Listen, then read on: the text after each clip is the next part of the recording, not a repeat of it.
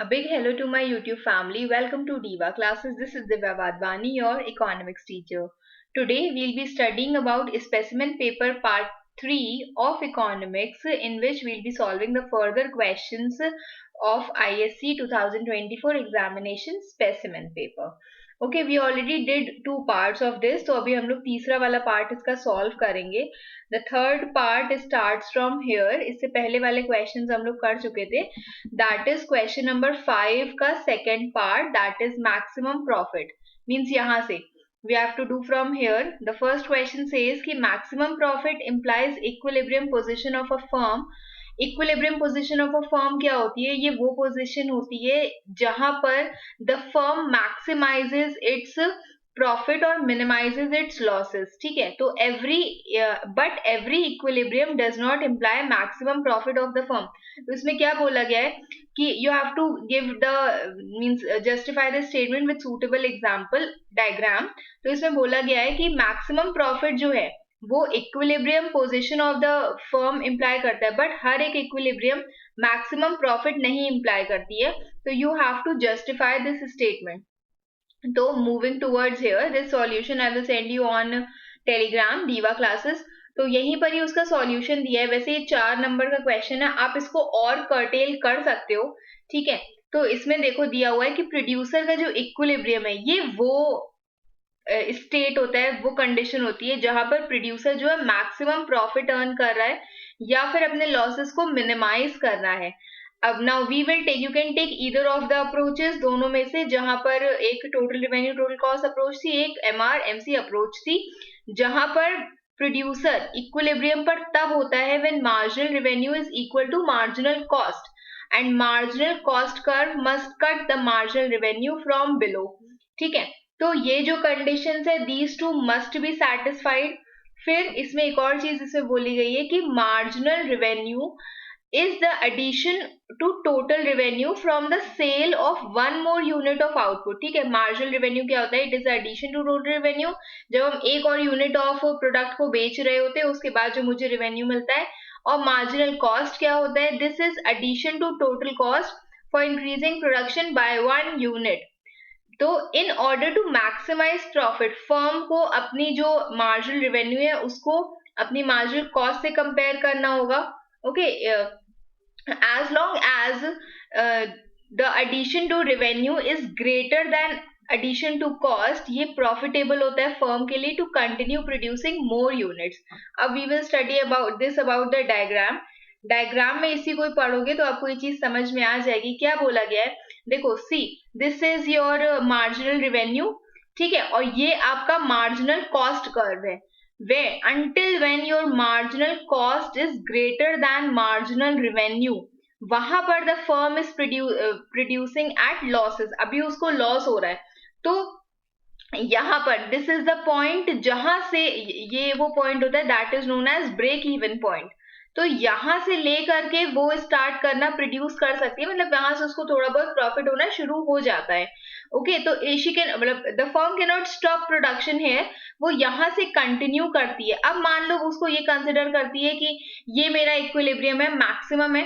तो this equilibrium is not the state जहां पर उसको प्रॉफिट मैक्सिमाइज हो रहा है, वो इसको कंटिन्यू रखेगी. इट विल कंटिन्यू, क्योंकि यहां पर भी आपका मार्जिनल रेवेन्यू ज्यादा है. तो obviously the firm is producing at profit, but it will continue it. ठीक है, कब तक? तब जब तक कि यहाँ पर ये पॉइंट ना आ जाए, वेयर, जहां पर MC कर्व जो है, मार्जिनल कॉस्ट कर्व जो है, sorry for the background noises, तो जो मार्जिनल कॉस्ट कर्व है वो आपको मार्जिनल रेवेन्यू कर्व को जहां पर कट करता है या इक्वल टू होता है, that is the point of equilibrium. दूसरी चीज बोलिए कि मार्जिनल कॉस्ट कर्व उसको नीचे से कट करेगा, so that we can say कि एक टाइम पीरियड ये भी है जहां पर मार्जिनल कॉस्ट जो है वो मार्जिनल रेवेन्यू से कम है. तो ये दोनों कंडीशंस जो है वो सेटिस्फाई होनी चाहिए. उसी का ही ये वाला जो एक्सप्लेनेशन है कि OQ and this and that, तो ये सारी चीजें इसमें दी हुई हैं. ठीक, तो this you need to explain, but ये थोड़ा सा शॉर्ट होना चाहिए as compare to the 4 marks answer. Then moving to the next part, ये उसी का ही एक्सप्लेनेशन दिया हुआ है जो अभी हमने आपको समझाया. Then moving to the next part is explain the indeterminate demand curve of an oligopolist, तो क्या बोला गया है यहाँ पर, दैट इज क्वेश्चन नंबर 6 और ये सिर्फ 2 मार्क्स का क्वेश्चन है, ठीक है। तो moving towards the solution of it, तो क्या बोला गया, indeterminate demand curve of an oligopolist, oligopolist demand curve you have to explain. Oligopoly market में ये ज्यादातर पाया जाता है, ये जो मार्केट है it is characterised by indeterminate demand curve due to typical features of oligopoly, जिसमें कुछ सेलर्स होते हैं जो विच इंटेंसिफाई इंटरनल कॉम्पिटिशन, ठीक है। You can take the example of automobiles, तो and raises the cost of advertising, वो भर भर करके एडवर्टाइजिंग करते हैं और वहीं से ही उनका जो कंपटीशन लेवल है वो बहुत ज्यादा हाई हो जाता है। अंडर ओलिगोपोली जो डिमांड कर्व होता है वो कोई स्ट्रेट लाइन नहीं या फिर डाउनवर्ड स्लोपिंग नहीं होता है, बट एक्चुअल में वो इनडेटरमिनेट होता है, जिसको आप डिफाइन नहीं कर सकते हो वो कैसा होता है, इट इज किंग्ड इन नेचर, ठीक है। इसीलिए हम उसको इनडेटरमिनेट कहते हैं। वो कैसा होता है, वो ऐसे करके होता है, दिस इज लाइक दिस, क्योंकि यहाँ पर you don't know what will be the next move of the other competitors, उसी के अकॉर्डिंग जो हमारा डिमांड कर्व है वो ऐसे करके जाता है, like demand is here then suddenly demand goes like this. Then moving to the next point, next part इसका है, ये भी यही 2 मार्क्स का ही क्वेश्चन है। द क्वेश्चन सेज कि what is break even point and you have to show it in a diagram. तो ब्रेक इवन पॉइंट एक पॉइंट होता है जहां पर फर्म जो है वो नॉर्मल प्रॉफिट अटेन करती है। At this point total revenue और टोटल कॉस्ट जो होते हैं वो इक्वल होते हैं, ठीक है। Profits are said to be normal when total revenue is equal to total cost और average revenue is equal to average cost. Normal profits are defined as a minimum return, जो प्रोड्यूसर को उसके capital से मिलना चाहिए, whatever he has invested in the firm. Normal profit is a part of total cost, और उसी का ही ये वाला पार्ट है जहां पर this is the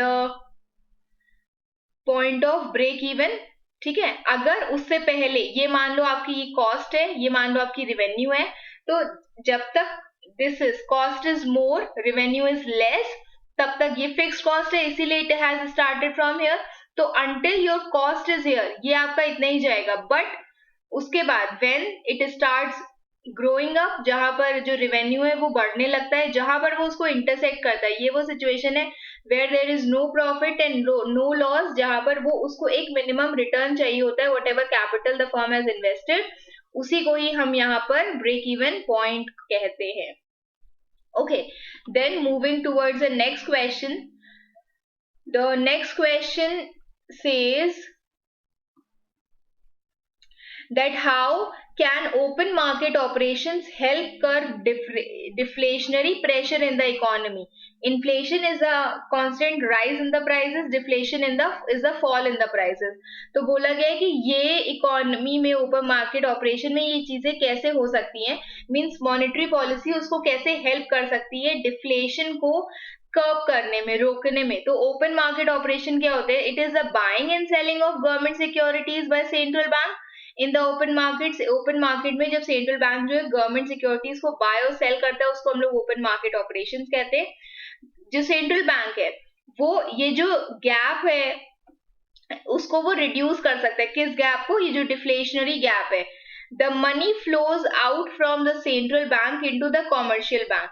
This raises the lending capacity of commercial banks and therefore banks lend more, ठीक है। Whenever the spending now rises which reduces the deflationary gap, तो इसमें क्या कहा गया है कि open market operation में the what will be done, यहाँ पर क्या होगा, जिसमें open market operation में it will start buying its the this will, जो सेंट्रल बैंक है वो क्या करेगी, वो खरीदना शुरू कर देगी अपनी सिक्योरिटीज को, जो भी गवर्नमेंट सिक्योरिटीज है, जिसके कारण जब वो उसको खरीदेगी तो वो उसको पे करेगी when the central bank will pay the money, ठीक है। जब वो वहां पर, तो मार्केट में क्या होगा, बहुत ज्यादा पैसा हो जाएगा। जब वो पैसा हो जाएगा तो जो इन्वेस्टमेंट या फिर जो डिमांड कम हो गई थी मार्केट में, अब वो बढ़ने लगेगी, because people will have money, क्योंकि मनी सर्कुलेशन वहां पर बढ़ जाएगा। और जब मनी जो है वो फ्लो करेगा from central bank to commercial bank, तो उससे क्या होगा, कॉमर्शियल बैंक की भी लेंडिंग कैपेसिटी जो है वो बढ़ जाएगी और बैंक जो है वो ज्यादा लेंड करेंगे, ज्यादा मनी देंगे, और इसी के लिए ये जो स्पेंडिंग है by the commercial bank will reduce the deflationary gap जिसको हम डिफ्लेशन भी कहते हैं, ठीक है। Then comes Indian rupee is a legal tender. तो लीगल टेंडर क्या होता है? It is any of the money that is recognised by law. अगर हम आपको एक 10 का नोट देते हैं तो you can not say that you will not take that money, क्योंकि वहां पर it is given by the RBI, it has a signature of the governor. वो एक लीगल टेंडर होता है, एक ऑर्डर होता है कि अगर हमने आपको से कुछ भी 10 रुपीज की वैल्यू का सामान लिया है तो आपको उसको लेना पड़ेगा।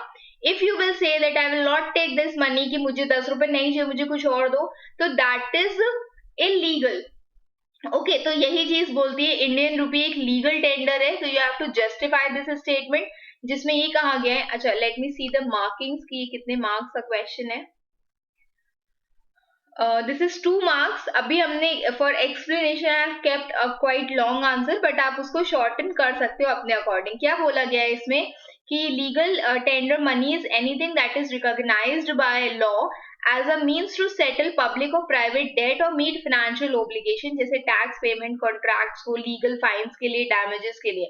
It is considered legal tender, मतलब the money has to be accepted by anyone in almost every country. जो उसकी नेशनल करेंसी होती है वो लीगल टेंडर ही कहलाती है।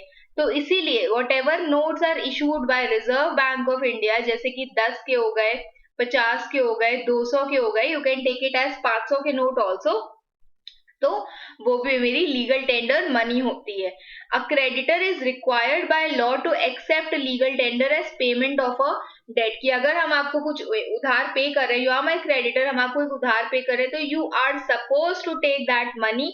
आप मना नहीं कर सकते हो कि नहीं, हम इस पैसे को नहीं लेंगे।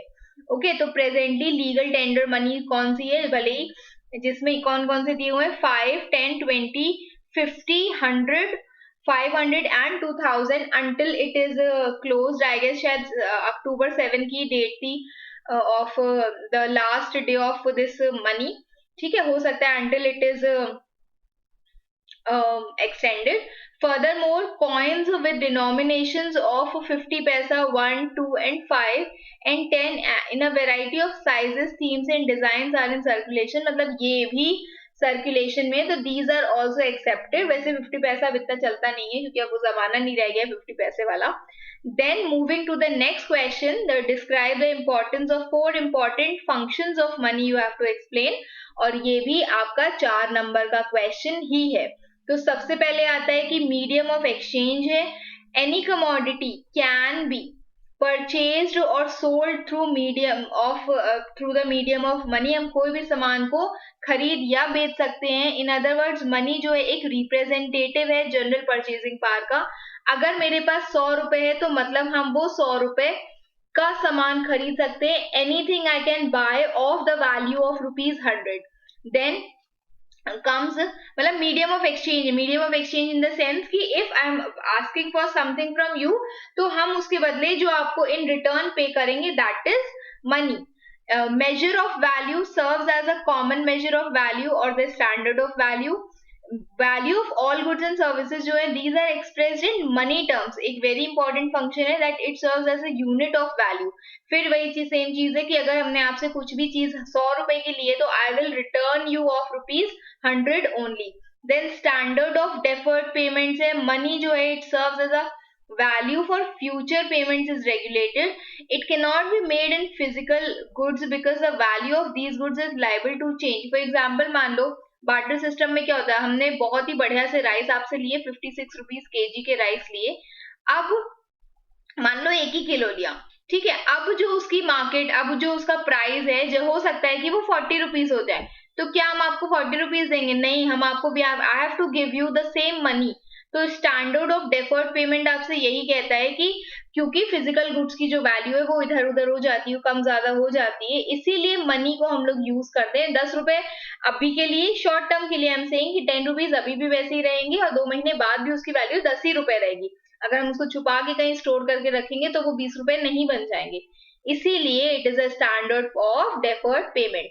Then store of value, money that is a wealth can be stored in a form of physical goods. People like to hoard it in the form of money also. मतलब ये बहुत ज्यादा इकोनॉमिक और कन्वीनियंट वे कि हम लोग जो money है उसको सेव करके रखते हैं. A store of value implies a shifting of purchasing power from present to future. जो चीज हमें अभी नहीं खर्च करनी है हम लोग उसको रख दे रहे हैं and it will be spent later, तो वो एक स्टोर ऑफ वैल्यू होता है. उसी वैल्यू को जो मेरे पास आज है, जो परचेजिंग पावर आज है, हम उसको संभाल के रख रहे हैं so that I can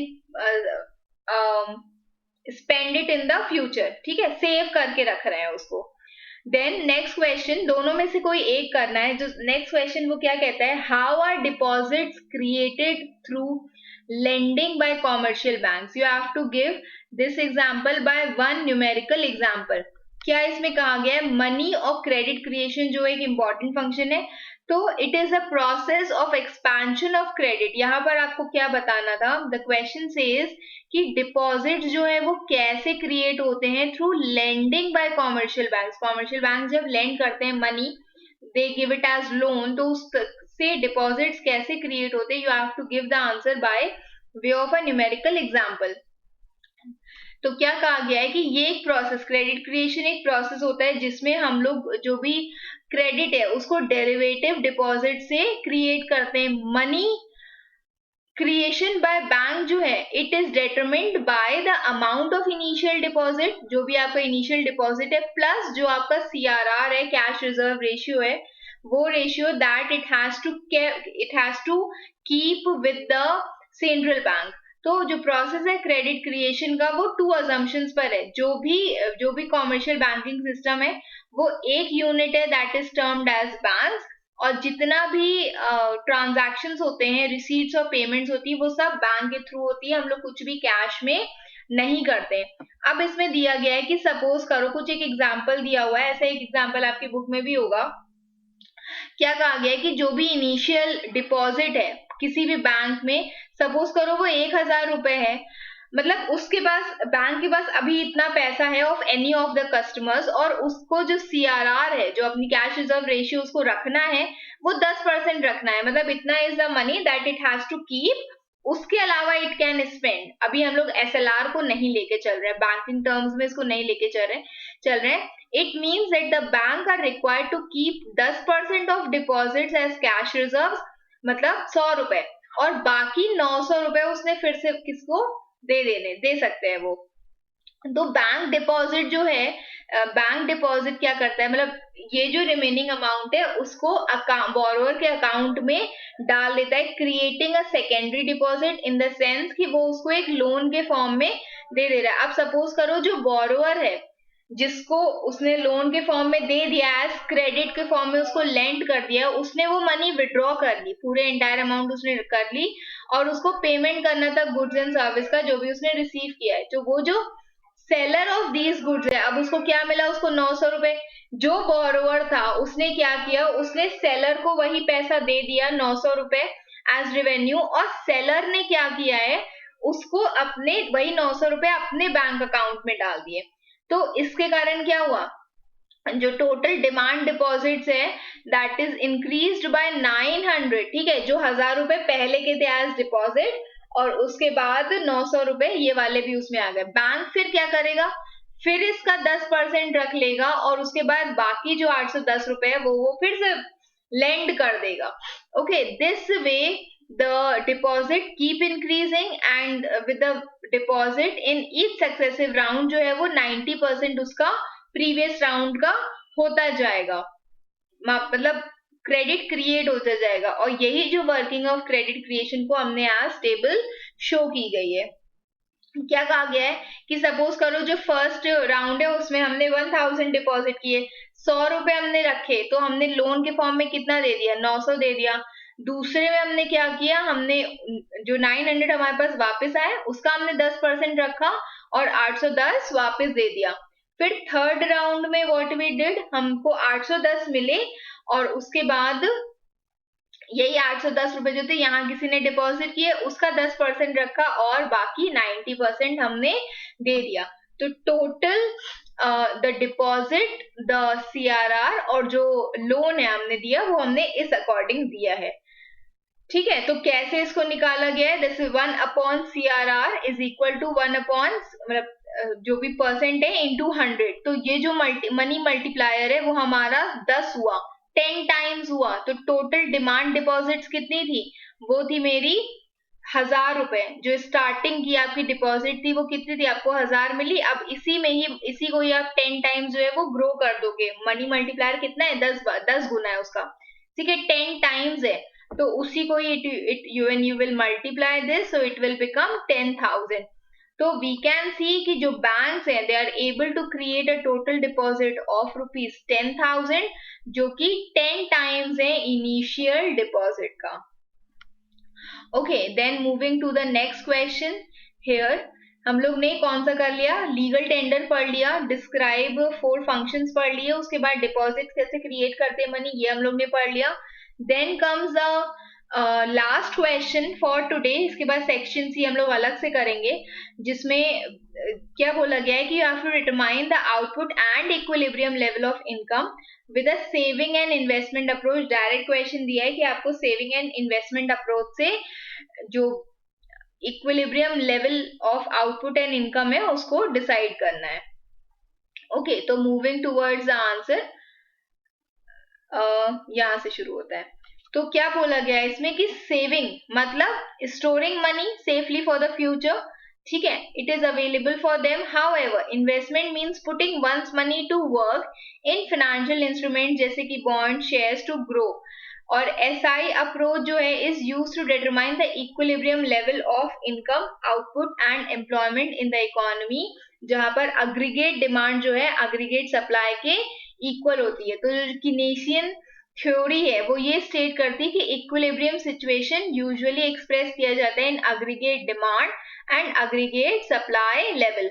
however जो इक्विलिब्रियम है it can also be shown by saving and investment. अगर हम लोग इसको देखें तो इक्विलिब्रियम तब अटेन होगा जब aggregate demand in the economy is equal to aggregate supply. तो यहाँ पर दिया हुआ है AD is equal to AS। फिर इसमें दिया हुआ है that aggregate demand is equal to consumption plus investment, और aggregate supply is equal to consumption plus savings. ठीक है, तो देयरफॉर जब हम लोग इसको कट कर देते तो कंजम्पशन यहाँ का, कंजम्पशन यहाँ का, ये भी कट गया, तो savings is equal to investment. ये वाली जो अप्रोच है उसकी यहाँ पर बात की गई है कि ये हम लोग का इक्विलिब्रियम स्टेट होता है। कौन सी स्टेट होती है, जहां पर आपकी जो सेविंग्स होती हैं वो इन्वेस्टमेंट के बराबर होती हैं। द अजम्पशन, कुछ अब इसमें अजम्पशंस दिए हुए हैं। सबसे पहला दिया हुआ है कि जो डिटर्मिनेशन ऑफ इक्विलिब्रियम लेवल है वो एग्जामिन किया जाएगा एक 2 सेक्टर मॉडल में, जहां पर हाउस होल्ड्स और फर्म्स हैं। ठीक है, इट इज अज्यूम्ड कि कोई भी फॉरेन इंडस्ट्री या फिर गवर्नमेंट वहां पर नहीं है। इन्वेस्टमेंट एक्सपेंडिचर जो है वो ऑटोनॉमस है। Income does not have any impact on investment. फिर pricing level is constant and also equilibrium output को डिटरमाइन करने के लिए हम लोग सिर्फ शॉर्ट रन को ही कंसिडर करेंगे। तो उस टाइम पर क्या बोला गया है कि SI अप्रोच से स्टेट्स कि when the planned saving is equal to planned investment, that is SI is equal to savings is equal to investment, the equilibrium level in the economy is established। ठीक है, फिर इसी का ही एक example दिया हुआ है that whenever income is 0, consumption इतना है, सेविंग्स ऑब्वियसली माइनस में ही चली जाएंगी। ठीक है, और इन्वेस्टमेंट जो है वो इतना है, द कंजम्पशन जब हम लोग के पास नहीं है तो सेविंग्स हम लोग की माइनस में जा रही है, क्योंकि जितना भी हम लोग उसको खर्च कर दे रहे हैं। और तो अब वट एवर इज देयर, जितना भी हम लोग उसको स्पेंड कर दे रहे हैं, तो इन्वेस्टमेंट है इतनी है। और so that is why जो रिमार्क्स है वो क्या कहते हैं कि income is likely to increase. Okay, अब उसके बाद फिर यहीं पर ही देखो ये वाला जो पॉइंट है दैट सेज कि जब whenever your income is 200, the consumption is 170, the savings is 30, जो इन्वेस्टमेंट है that is also 30, क्योंकि ये दोनों जो है वो बराबर ही जाएंगे।